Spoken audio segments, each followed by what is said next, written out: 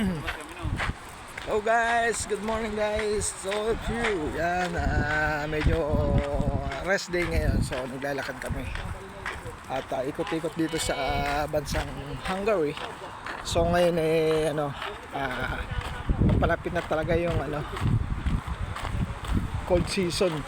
Kasi naninilaw na yung mga yung mga dahon. Naninilaw na yung mga dahon. Ganito yung lugar sa Hungary.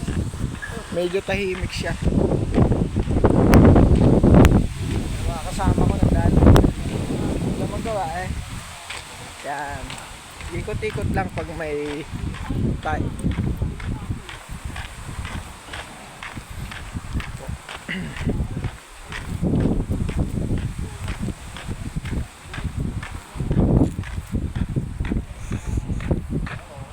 Hello. See ya. Very cold.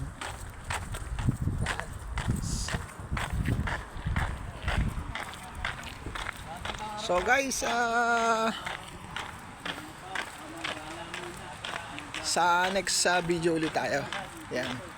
Para dito para makapag-ikot-ikot din tayo sa sa Budapest naman sa may city. Okay guys, thank you all of you.